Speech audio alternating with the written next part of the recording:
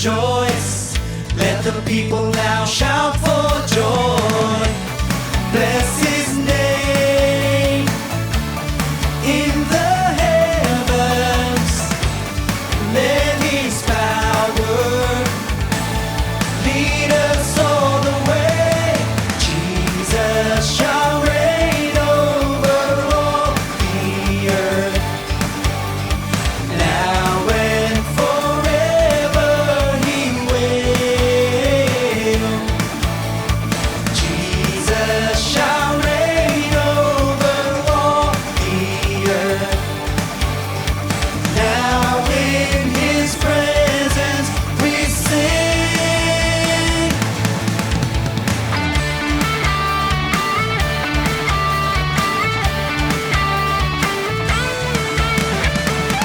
As His people bow before Him to give honor, power, and glory, we will wait for the Lord. We will wait till His kingdom come. Bless His name in the heavens. Let His power lead us all the way. Jesus shall reign over all the earth, now and forever He will. Jesus shall reign over all the earth, now in His presence we sing. Hallelujah! Let's praise the Lord! He will reign over all the earth.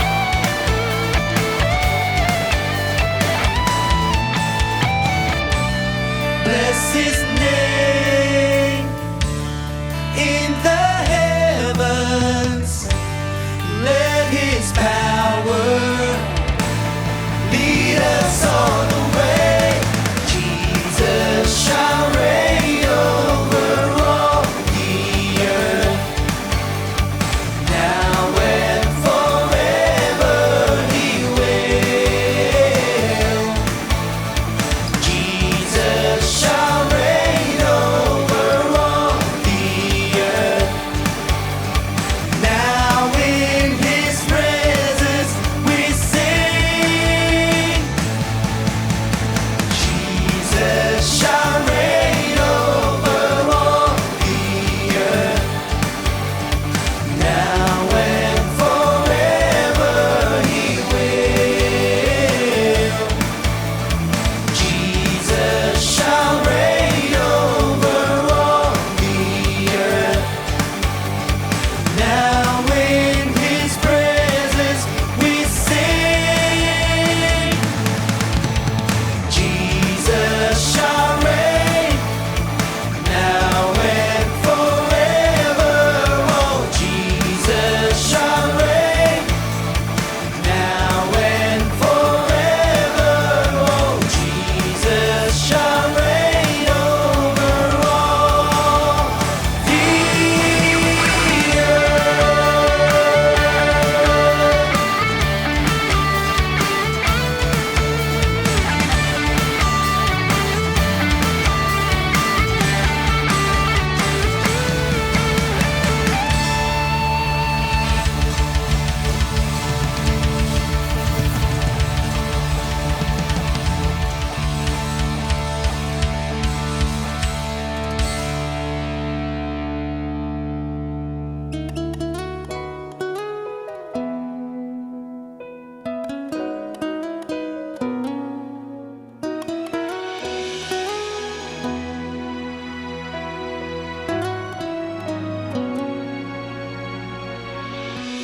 Humihingi, naghahanap, kumakatok sa iyo o dinggin mo, Panginoon.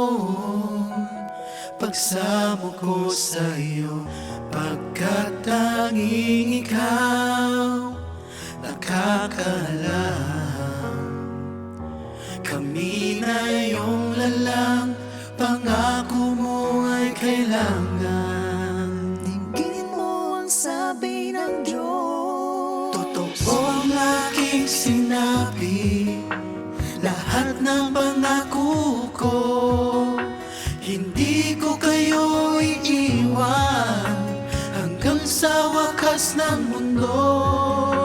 Hindi ako magbabago, ako'y laging tapat sa inyo, mula noon hanggang ngayon, magpakailan pa man.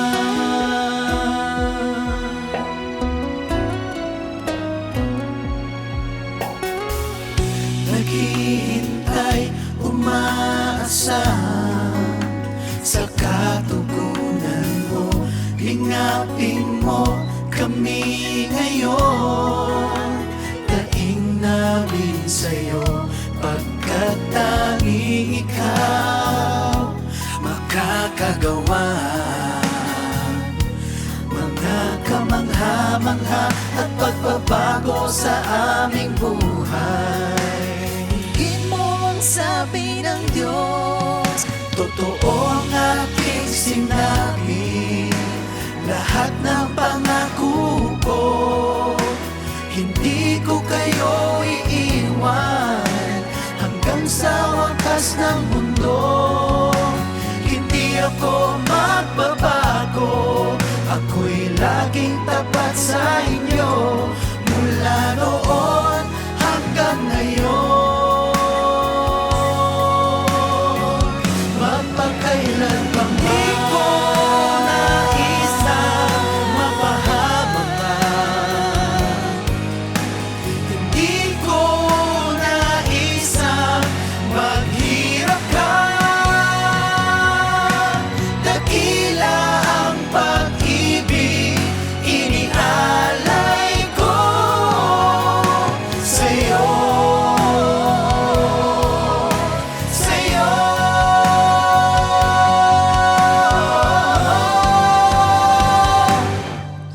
Totoo ang aking sinabi, lahat ng pangako.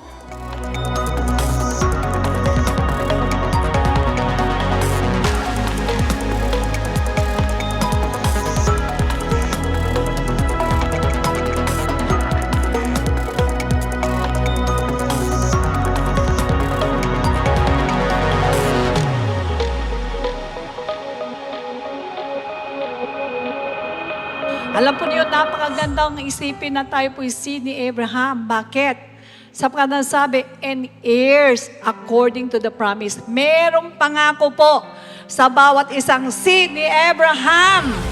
Your power work in me, how broken gracefully, how strong when I am weak, I will be free. Yeah, your power at work in me, I'm strong when I am weak.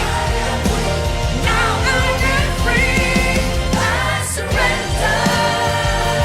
Take hold of me, Jesus.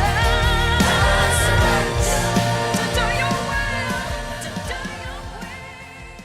Pagkatapos sa rapture, maiiwan ka rito. Panginoon, babaguhin ko na yung Diyos ko. Ginadanas ka na ng tribulation. Pagkatapos mo mamatay, oh Lord, babaguhin ko na, pati yung kasama ko, babaguhin ko na. Wala na. That's the end of it. Tapos na. Ang palugit na binigay sa'yo, ang chance na binigay sa'yo ng Lord. Dahil dito sa lupa, hanggat nasa lupa ka, may chance ka pa.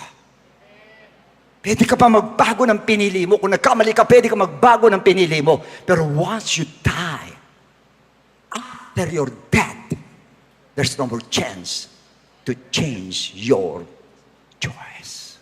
At kahit gaano pa po ka-imposible yung mga problema na nakaharap sa atin ngayon na hindi po malutas-lutas, pagkasama natin siya, malulutas po yan. And one indicator na mapapasama natin ang presence ng ating Panginoon pagka po tayo ay mababa at nagpapakumbaba. When we are in His presence, it humbles us. Mararamdaman kasi natin na biyaya at habag ni Lord na lang Bakit natin kinakaya? Pag mayabang ka, hindi mo mararamdaman yun. Kaya bumaba ka. So anything that is replacing God in His function in your life, like I'm going to pray to this saint so I will be healed. But it is Jesus Christ who will heal and not this saint. It's replacing God and now that's an idol. I'm going to put these things to protect me, to protect me. It's now replacing God's function in your life to protect you. Now that's an idol. Alam niyo po yung deception po kasi doon mga kapatid. Kahit disobedient child of God ka, mangyayari sa'yo, hindi po yun yung biblical. Conditional po sa Lord, pero dito sa mga idols, wala pong conditions.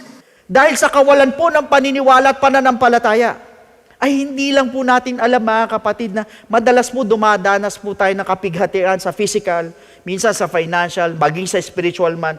At ang mabigat po sa lahat, sinabi po mismo ng Bible na anyone who has unbelief, mainly unbelievers, will be cast out to hell. Yun lang ang gawin mo. Huwag ka lang maniwala kay Jesus Christ. I guarantee you, my friend, siguradong impyerno ang tuloy mo.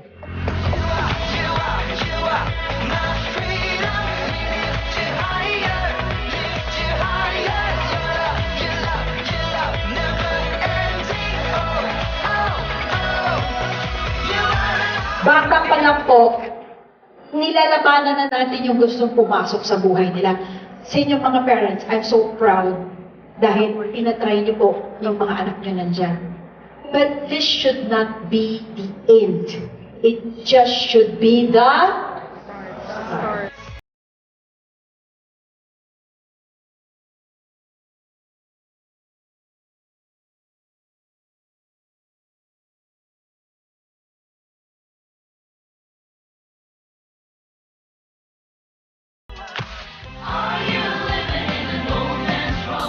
Listening to the Father of lies.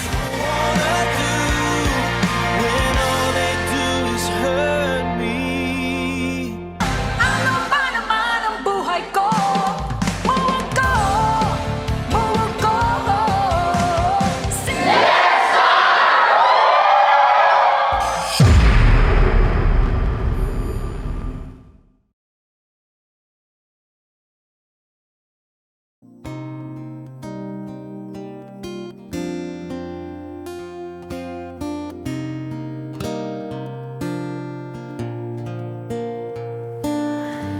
Surely the presence of the Lord is in this place.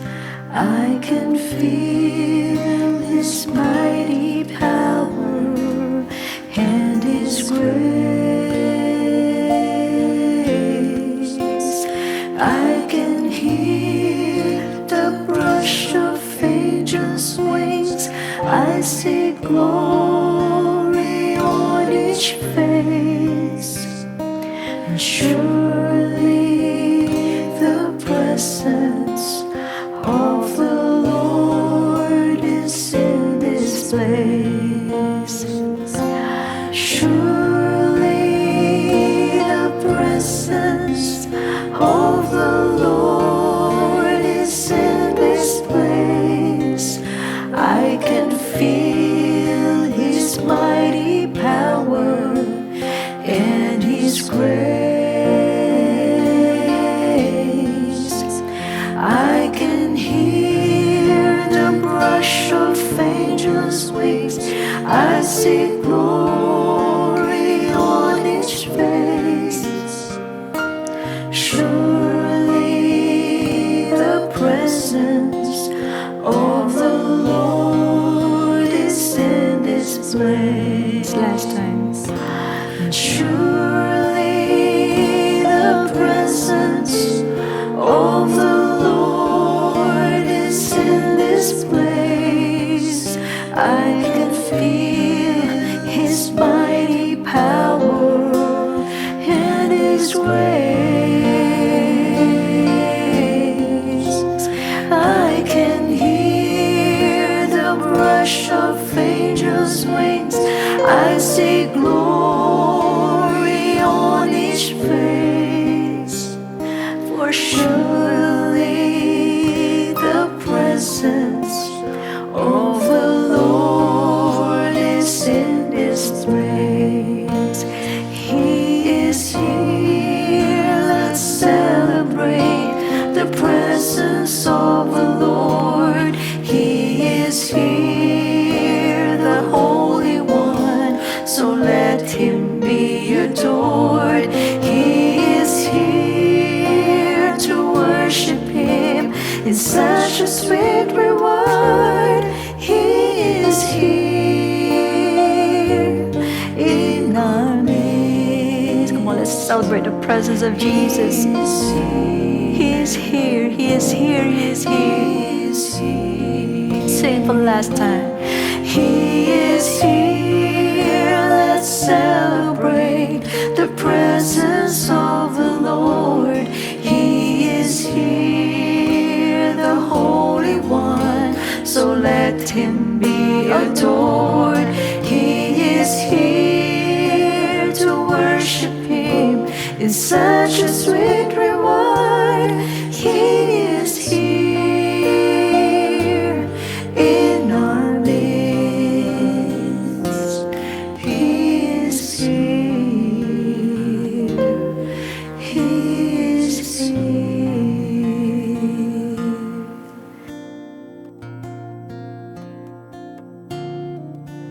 Praise the Lord sa pumapagpalang gabi sa inyo po lahat. Maraming salamat po sa ating Panginoon sa pagkakataon na binigay niya po sa akin. Ganyan din po sa ating mong beloved Bishop Louie and Pastor Norma for allowing me to stand before you, na hoping na tayo po'y nakakasunod at nakakasabay po sa bawat GBS po natin, yung mga terminologies po na ating mga pinag-aaralan, ay patuloy tayong mag-take down notes po dahil napakahalaga po ng bawat topic po natin na alam ko po ito po'y mapapakinabangan po natin sa ating po mga pang-araw-araw na buhay.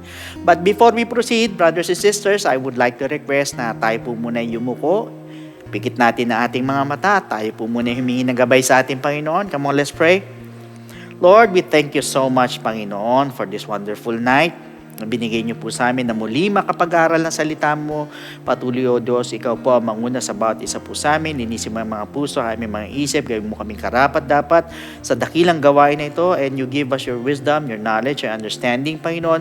Hayaan mo maintindihan namin ang lahat ng iyong sasabihin, at ito po'y tumimo sa aming mga puso at isipan. At ito po'y maipamuhay namin, Panginoon, O God. Hindi lang po basta mapakinggan, kundi, Lord, ay may apply namin sa aming mga daily lives, Panginoon. Liyo mo kami sa spirit of error, sa mga technical issues. And Lord, I pray, yung mga mag-i-air ng programa, basbasa mo rin, anoint mo rin. Ganyan yung mga kapatid namin na uwi galing sa malalayong lugar sa trabaho, umabot mo sa aming pag-aaral. At basbasa mo rin yung abang lingkod. Hayaan mo yung kalooban mo lamang ang aking masabi, Panginoon. Maraming salamat. We claim the victory today in Jesus' name. Amen. So praise God, brothers and sisters. Last week we have talked about the carbon monoxide to our prayers. Meanwhile, tonight we have another new topic to study entitled Lost Inside the House. Ang sabi po sa Luke 15 verses 8 to 10, basahin po natin. Or what woman have 10 silver coins if she loses 1 coin? Does not light a lamp, sweep the house, and search carefully until she finds it? And when she has found it, she calls her friends and neighbors together, saying, Rejoice with me, for I have found the piece which I lost. Likewise, I say to you, there is joy in the presence of the angels of God over one sinner who repents. So, brothers and sisters, it is an unfortunate tragedy for a cherished treasure owned by the woman in the story who lost her 1 coin inside her house. Nawala po niya yung kanya pong coin sa loob ng bahay. So perhaps napakahalaga po nitong coin nito or valuable po ito sa kanya ng sobra that she woke up in the middle of the night. Take note, mga kapatid. In the middle of the night, gumising siya, nagsindi siya ng kandila para lang po hanapin yung pong nawawalang coin na yon. So probably yung pong thought niya siguro ng accountability, talagang hinahunt po siya or hunted her. Na hindi po siya makapag-antay ng umaga to find that lost coin. So perhaps hindi siya mapakali hanggang sa hindi niya po ito nakikita. So baka meron po itong sentimental value po sa kanya. But whatever the reason that drove the woman to find the coin, it is for us to find out. However, the undeniable fact remains true. A thing or things can be lost even inside our own house. Totoo po yan, mga kapatid. Pwede po tayo mawalan ng mga bagay or bagay-bagay sa loob ng ating sariling tahanan. Now, meanwhile, I believe na ang isang Kristiyano is God's cherished possession. Bakit ko po sinabi? Because we have been redeemed with the blood of Jesus Christ. We are filled with the Holy Spirit. We are watched over by the angels. Anointed and empowered pa tayo, and we're put inside the church or house of God. Para saan? For our safety or security. So kung saan nandoon po yung nai-enjoy po natin, yung pong fellowship po sa ating Panginoon, sa mga kapatiran po natin, yung pong feeding ng Word of God sa atin, and we can feel the presence of God inside the church, even the care of our pastor. Nararamdaman po natin yan. And yung pong Holy Ghost revival, yung pong operation of God's spiritual gifts. So moreover, it is God's master plan para sa isa pong Kristiyano to stay saved and safe inside the church and not backslide. Although, mga kapatid, God has promised to protect a Christian or a certain Christian, but He still has a free will to exercise. And I just want you to know that man's free will could be his friend or could be his enemy. At yan po ang totoo. So magiging friend po yan if he will obey God's word. At magiging enemy naman po yan if he will not obey God's word. Although, brothers and sisters, God promised a surefire victory. According to Matthew 16:18, basahin po natin. And I also say to you that you are Peter, and on this rock I will build my church, and the gates of Hades shall not prevail against it. So dito po malinaw po na sinabi ng Lord yung pong victory po natin at wala po talaga makakahadlang sa atin or sa church. Pero take note, hindi niya po in-overrule po yung free will po ng tao. And man is 100% protected by God only if he meets the condition. In Matthew chapter 24, verse 13. But he who endures to the end shall be saved. So, that means, ang sino man daw maka-endure hanggang sa wakas ay maliligtas or stay in His will ay maliligtas. However, this condition is subjective. Bakit ko po sinabi? He can obey it or disobey it. Pwede po niyang sundin or hindi niya sundin. Although ang mga Kristiyano po are safe inside the church or house of God, but he cannot be protected if he gets out of God's will. Yan po ang totoo. So, ibig sabihin, we are only secured for as long as we stay in the Lord or church. Or if we continue to live holy as found in Hebrews chapter 12, verse 14.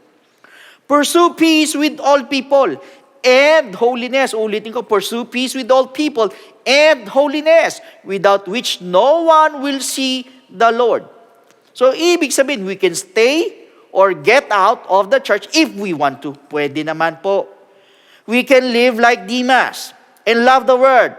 So, therefore, our security is subject to our self-will or decision. Ibig sabihin, nasa atin pa din po nakasalalay. But for as long as we obey God's will, we are safe and protected. But if we will disobey, we are doomed for destruction. Sigurado po yan, mga kapatid, pag hindi po tayo sumunod sa kalooban ng Panginoon. And brothers and sisters, this may sound incredible to you, but I just want you to know that you can still be lost kahit Kristiyano ka na. You can still be lost even if you are inside the church. Pwede. So that means being a church member does not guarantee your salvation. Even if you are literally living inside, but you can still be lost inside the church. And it is a tragic thing to be lost inside the church. And the Bible documents this truth. Bakit ko po sinabi? If it was possible para doon sa babae or the woman's coin to be lost sa sarili niyang tahanan, take note, then it is also possible to be lost inside the church or the house of God, and that is a tragic truth. And where is God in the church if its members get lost inside? Nasaan ang Diyos dyan? Pag nawawala o naliligaw ang mga membro ng isang iglesia, has God departed the church? His own house? Yung kanyang sariling templo? So perhaps yung house must not have departed. but one person, take note, one person, or you can be lost inside the house of God. That is why the question is, how can one be lost? Yan po ang tanong. First is through carelessness. In 1 Peter chapter 5, verse 8, be sober, be vigilant, because your adversary, the devil, walks about like a roaring lion, seeking whom he may devour. Ibig sabihin, pag hindi po tayo nag-ingat or we are careless, hindi po natin namamalayan ay nandyan po ang kaaway para silain po tayo.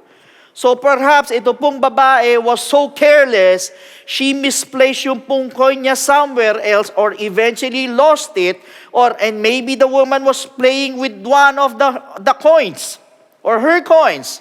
At pagkatapos ay nahulog, probably nabitawan niya, nabagsak niya, nahulog sa isang butas, or maybe she forgot it. So we really don't know the exact reason why. However, ang isang Kristiyano po na careless po sa kanya pong spiritual life will be or can be lost inside the church. Pwede po mangyari. At ang isa po sa dahilan para mawala po or maligaw ka sa loob mismo ng sariling iglesia na kinabibilangan mo is if you are not serious about serving God. At hindi lang po yan. If you're not living a holy life and obeying God's word and making sure of your salvation, siguradong maliligaw ka. Katulad nga nung sinabi ng awitin na, "Kaya sera, whatever will be, will be." Ibig sabihin, you are careless. Brothers and sisters, maraming Christian nowadays, members of a church or certain church or sect, are unfortunately careless na katulad po ni Demas. They are members of the church of God, but they are not serious in serving God enough to surrender everything. Hindi po nila kayang i-deny yung kanilang mga sarili. They could not take up the cross and follow Jesus Christ all the way. Hindi po nila magawa. Which is the conditions of discipleship. And truly po, ang isang Kristiyano can enjoy all the privileges. Pwede. We can enjoy God's protection, yung provision ng ating Panginoon, yung consolation ng ating Panginoon, even the power and God's presence, mai-enjoy natin. But take note, he can still be lost if he is careless in his Christian life. Why? In Hebrews chapter 2, verses 1 and 2. Therefore, we must give the more earnest heed to the things we have heard, lest we drift away. Ulitin ko, therefore, we must give the more earnest heed to the things we have heard, yung mga narinig natin, lest we drift away. For if the word spoken through angels proved steadfast, and every transgression and disobedience received a just reward. That means, pwede ka pa ring mawala or maligaw pag ikaw ay naging careless. Second is through covetousness or greed. In Psalms chapter 119, verse 36. Incline my heart to your testimonies and not to covetousness. Brothers and sisters, somebody may become a member of Christ's church. Pwede maging member ka ng isang church or ng Church of God. But if he or she is covetous or greedy, then he or she is lost inside the house of God. And this is the sad truth. So, this is the reason why many Christians are carnal and materialistic. Why? They are driven by their desire to covet money. At ang mabigat, at the expense of their faith and obedience. Could you imagine that? At the expense of your faith and obedience. Para lang po sa pera. Why? Some love money more than God. And we know that the love of money is the root of all evil as found in 1 Timothy chapter 6 verses 9 to 10. Basahin po natin. But those who desire to be rich fall into temptation and a snare, and into many foolish and harmful lusts, which drown men in destruction and perdition. Verse 10, for the love of money is a root of all kinds of evil. Uulitin ko, for the love of money is a root of all kinds of evil, for which some have strayed from the faith in their greediness. O yun ang sabi. which some have strayed from the faith in their greediness, and pierced themselves through with many sorrows. So, ibig sabihin yung pong labis na pagmamahal po sa pera ay ugat po ng lahat ng kasamaan. And unfortunately, meron po mga ganitong klase ng tao na mas mahal po ang pera kesa po sa Diyos. And the sad truth is, we are born with a greedy spirit. And we cannot deny this. But take note, brothers and sisters, we can control it sa pamamagitan ng power ng Holy Ghost po sa atin. And always remember na ang covetousness po is the monster that victimizes people or victimizes us all. Si Adam, brothers and sisters, si Delilah, si Gehazi, meron po nito ng covetousness. Si David, si Balaam, at si Judas po, meron din po nito. Eh, what about si Ananias and Sapphira? Meron din ito. Mga kapatid, kaya nga po sila pinatay ng Diyos. Brothers and sisters, for your information, they were members of the church. In fact, it was during service when Peter exposed their greed and corruption. And it was during a church service also when God killed them. Imagine that. Habang nagsaservice, doon sila pinatay ng Diyos. So they were in the church, but lost on the judgment day. Naligaw. That is why many church members will be lost and cast into the lake of fire as found in Revelation chapter 20 verses 11 to 14. Now, let's go to the third. It is through sin or iniquity. Ang sabi po sa Matthew 24 verse 12, and because iniquity shall abound, the love of many shall wax cold. So, ibig sabihin, lalaga na po ang kasamaan at kasalanan. And for your information, mankind was lost because of sin. That is why he lost his connection with God and was separated from God dahil po sa kasalanan. In fact, we were all servants of sin. Bakit ko po sinabi in John chapter 8 verse 34? Jesus answered them, most assuredly I say to you, whoever commits sin is a slave of sin. Imagine that. Alipin tayo ng kasalanan pag tayo po'y gumagawa ng kasalanan. Pero napakabuti po ng Diyos. Tayo po'y iniligtas niya po through His amazing grace at hindi lang po yan. Inilagay niya po tayo inside the church, which is the house of God. At sa loob po ng church, there are blessings, nandun ang protection ng ating Panginoon, ang provision, ang kapayapaan, ang kapangyarihan ng Diyos, ang miracles, ang forgiveness, ang joy, ang fellowship, ang healing, even yung revival. And most of all, nandun si Kristo, nandun si Jesus Christ. Sabi nga nung kanta po natin, I was glad when they said unto me, let us go into the house of the Lord. Why? You will find Jesus in the house. Yes, we are safe and secured inside the church. But if we deliberately commit sin, pwede din po tayong maligaw inside the house of God. Kaya nga po, iwanan, talikuran na po natin ng kasalanan dahil pag meron po tayong tinatagong kasalanan, sigurado po ay palubog po tayo ng palubog.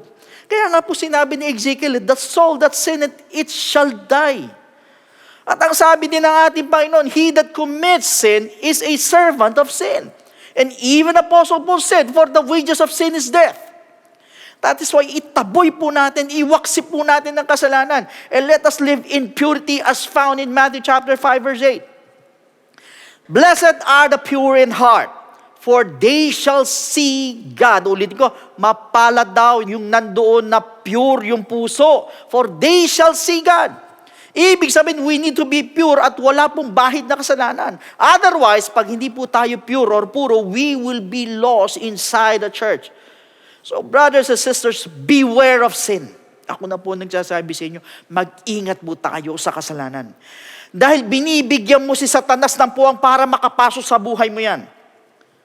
However, the question is, what is sin? Alam niyo po kung ano? Yan po ay si Satanas mismo in nature. Kaya nga, we need to defeat sin in our lives. Or otherwise, sin will defeat us. Pag hindi mo natalo yan, yan ang tatalo sa iyo. I remember Judas, an apostle, a charter member of the Apostolic Church, brothers and sisters, pero Satan entered him. Kaya pumasok po ang kasalanan sa kanya. At marami pong naniniwala that once you are saved, you're always saved because you are eternally secured. Because you're already a born again or binorn again ka na. And yung kasalanan mo cannot unborn you again. That your sins, yung pong past, yung pong present, at yung pong future, were settled na by God in Calvary once and for all. Pinatawad na daw, ang sabi ng iba. Brothers and sisters, it may sound convincing. It may sound reasonable. Pero papaano po yung sinabi po sa Ezekiel chapter 18 verse 4? Behold, all souls are mine. The soul of the Father as well as the soul of the Son is mine. The soul who sins shall die. Ulitin ko, the soul who sins shall die. At ano naman po ang sinabi sa Exodus chapter 32 verses 31 to 33? Then Moses returned to the Lord and said, "Oh, these people have committed a great sin and have made for themselves a god of gold." Verse 32, "Yet now, if you will forgive their sin," kung patatawarin mo ang kanilang kasalanan, "but if not," kung hindi, "I pray, blot me out of your book which you have written." Burahin mo na ako sa aklat mo na sinulat mo. And the Lord said to Moses, "Whoever has sinned against me, I will blot him out of my book."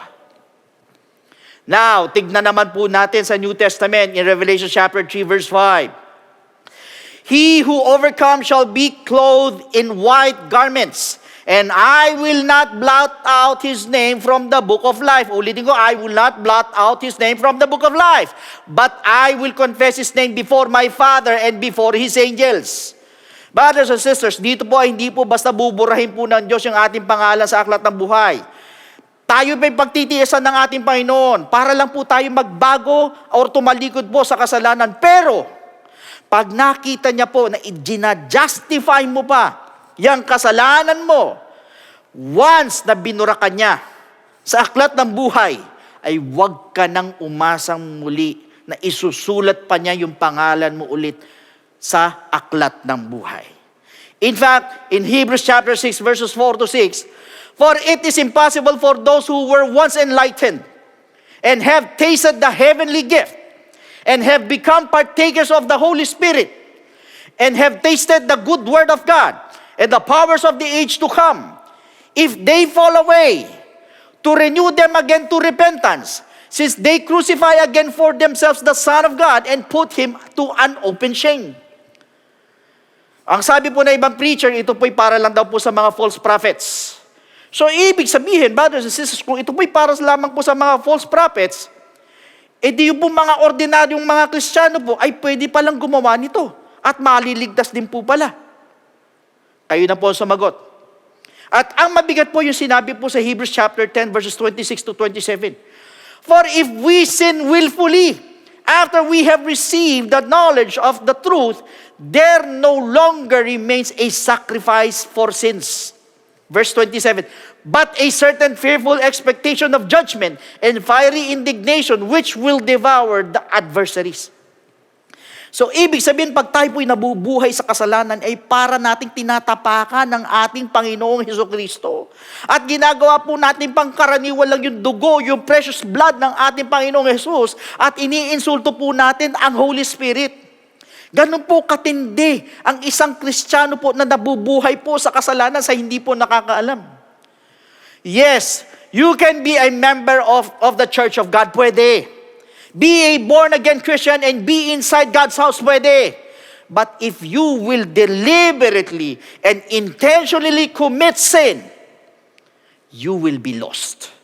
Maliligaw ka. I assure you, brothers and sisters, sinners and backsliders will not be saved. Wag po kayong magagalit, pero yan po ang totoo. Quitters and apostates will not be saved. Even reprobates will not be saved. You will only be saved if you will stay in the faith in the Lord and in purity and holiness.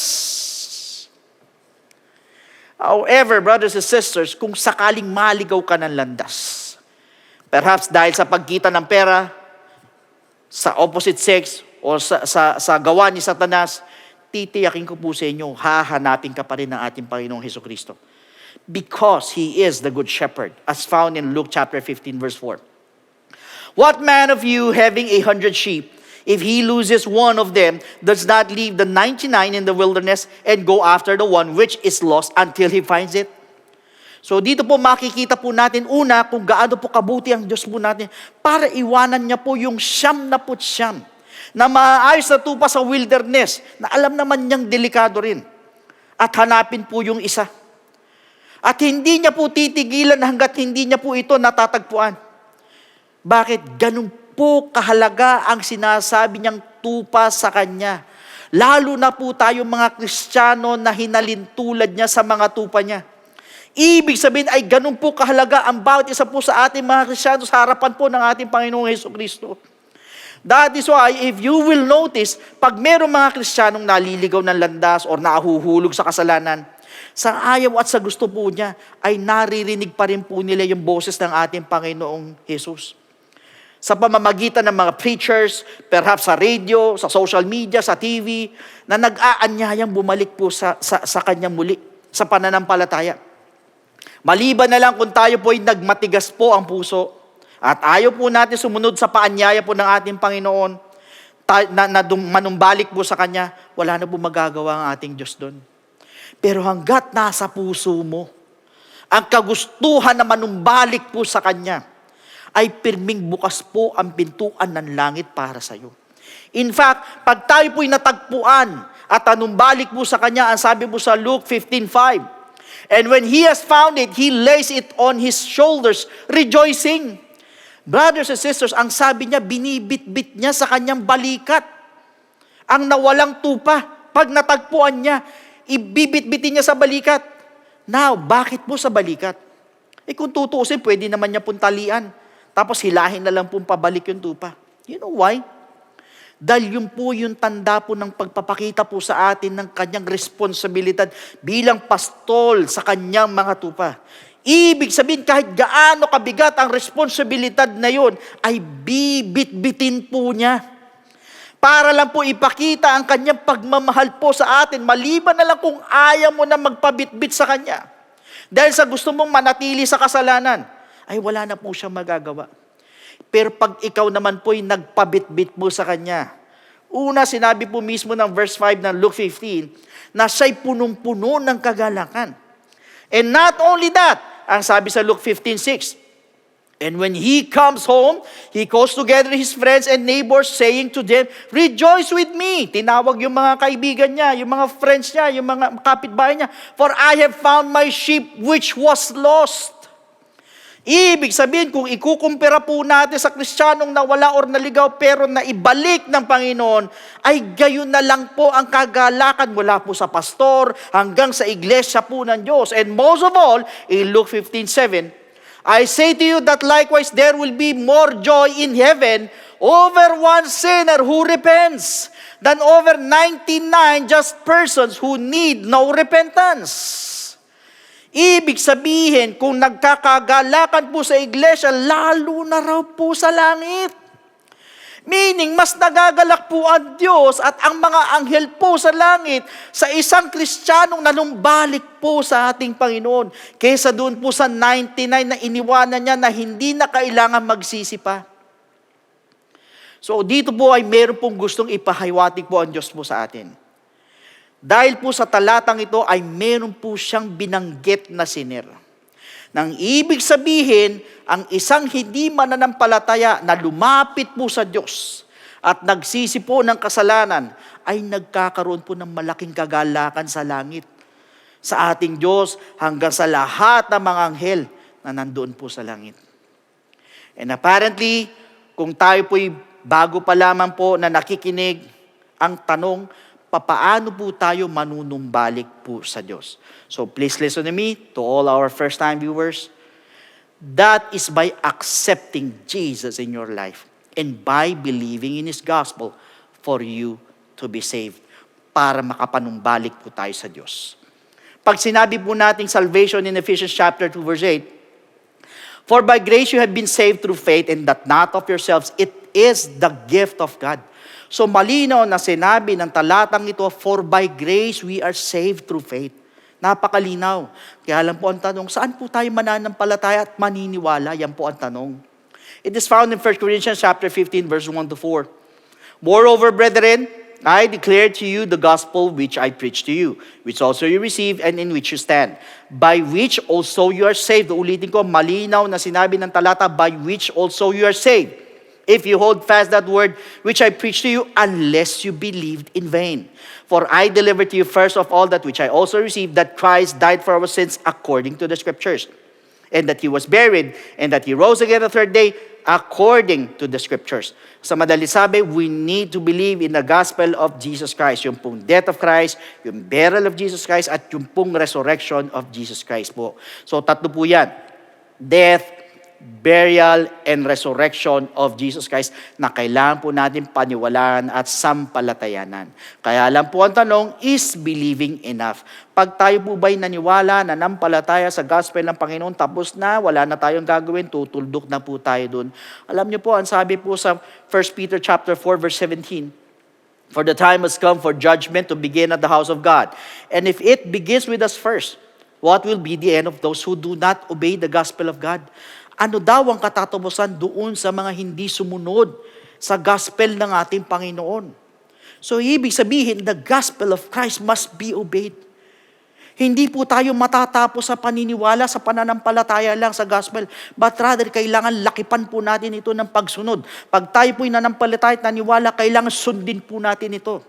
Kaya lang po ang tanong, how will you obey? It is found in the book of Acts chapter 2, verse 38. Then Peter said to them, repent and let every one of you be baptized in the name of Jesus Christ for the remission of sins, and you shall receive the gift of the Holy Spirit. Now, first is repentance. Tayo po'y magsisisi po ng ating po mga kasalanan. We are going to ask for forgiveness. We are going to confess our sins. Hingi po tayo ng tawad sa ating Panginoon at naniniwala po ko, for as long as nandun po yung genuine repentance sa ating po mga puso, the Lord is willing and able to forgive your sins. Kahit ang dami mong nagawang kasalanan, kahit ang dami mong kapalpakan, for as long as nandoon yung taos-pusong pagsisisi, patatawarin at patatawarin ka ng ating Diyos na buhay. Yan po yung unang step. We need to repent at dyan di po papasok yung pong death to sin. Now, the second step is we need to be baptized in the name of Jesus Christ. Tayo naman po'y magpapabautismo po sa tubig in the name of Jesus Christ po yan. Ilulubog po tayo sa tubig in the name of Jesus Christ po yan. At ang sabi po sa Romans chapter 6 verse 4, therefore we were buried with Him through baptism into death. Ulitin ko, therefore we were buried with Him through baptism into death, that just as Christ was raised from the dead by the glory of the Father, even so we also should walk in newness of life. Sa madali sabi, we need to be baptized in the name of Jesus Christ. Why? Dahil para bagang inililibing naman po natin ang ating po mga kasalanan, kasabay naman po ng paglilibing kay Kristo. So yan po yung pangalawang step. We need to be baptized in the name of Jesus Christ. Now the third step is we need to receive the gift of the Holy Spirit. Diyan naman po papasok ang ating transformation, yung ating pong regeneration. So sa madalit sabi, tayo po'y mababago na as found in Romans chapter 8 verse 11 and Titus chapter 3 verse 5. In fact, once we receive the gift of the Holy Spirit, we are also receiving power. Aminin nyo man hindi sa lahat ng mga first-time viewers natin, lahat tayo may kahinaan. Ang hirap po magbago pag sa ating po mga sarili lang. Minsan magbabago tayo ng 1, 2 linggo, 1 buwan, 2 buwan, 3 buwan, biglang sa susunod na buwan, balik na naman po sa dati. Why? Sarili lang po natin. But take note, once you have the gift of the Holy Spirit or the Holy Spirit itself mismo, natanggap natin, yan po yung tutulong po sa atin para ma-overcome yung lahat ng ating pong mga kahinaan at para din po makasunod po tayo sa kalooban ng ating Panginoon at para makapagbagong buhay po tayo ng lubusan. So take note of these 3 things na kailangan maganap po sa ating pong mga buhay. First, we need to repent. Second, we need to be baptized in the name of Jesus Christ. And thirdly, we need to receive the gift of the Holy Spirit, and that is what we call the good news, and that is the gospel of Jesus Christ. So at this moment, sa lahat po ng gustong tumanggap sa ating Panginoon, pwede po ba na itaas po niyo yung 2 kamay bilang tanda ng pagsuko? Yuko po ninyo yung mga ulo, and please repeat after me with this prayer. Panginoong Jesus, lumalapit po ako sa iyo bilang isang makasalanan. Patawarin mo po ako sa lahat ng aking mga pagkakamali at pagkukulang. Sa oras na ito, tinatanggap po kita bilang sariling tagapagligtas. At tinatanggap po kita bilang Diyos ng aking buhay. Naniniwala po ako na ikaw ay namatay, ikaw ay nilibing, at sa ikatlong araw ay nabuhay na magmuli. Tulungan mo po ako makapagsimula ng bagong buhay at idagdag mo po ako sa iyong kaharian. Maraming salamat po sa pangalan ni Jesus. Amen. Yan po yung first step. Para sa pangalawang step po, sa mga interested po magpabaptize, andyan po yung mga telephone numbers po natin. Sa baba po ng screens po ninyo, pwede po kayo tumawag dyan para makapagpa-schedule po tayo ng water baptism, or otherwise, pwede po tayo mag-message po sa ating pong FB page. Iwan lang kayo ng mensahe para masagot po namin to give you further instructions.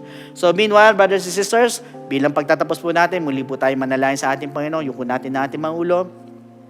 Lord, we thank you so much for your word. Salamat, Panginoon, sa paalala mo na ngayon, Panginoon, pinakita mo po sa amin na pwede po pala kami mawala sa house of God pag kami naging careless, pag kami naging greedy or covetous, or pag kami po ay nanatili sa kasalanan. Dalain ko, Panginoon, patuloy mo kami ingatan ang bawat sa puso amin, Lord. You guide us with your Holy Spirit. You cover us with your blood, Panginoon. Iiwas mo kami sa mga ganitong bagay, Panginoon, na sa gayon hindi po kami maligaw, Panginoon, sa loob ng iglesia mo. At patuloy, Diyos, abutan mo kami na nandun buong puso na nanampalataya sa iyo, Panginoon. At hayaan mo, Lord, na bawat isa po sa amin, Panginoon, ay makasama sa muling pagbabalik mo, Panginoon. Salamat sa mga salita mo, Panginoon, and we look forward sa susunod na linggo, sa mga ituturo mo po sa amin. And Lord, we pray, Panginoon, that you continue to bless us all throughout the week. Salamat po, we claim the victory in our lives today in your most precious and wonderful name, in the name of Jesus. Amen and amen. So praise the Lord, brothers and sisters. God bless every one of you, and to God be all the glory.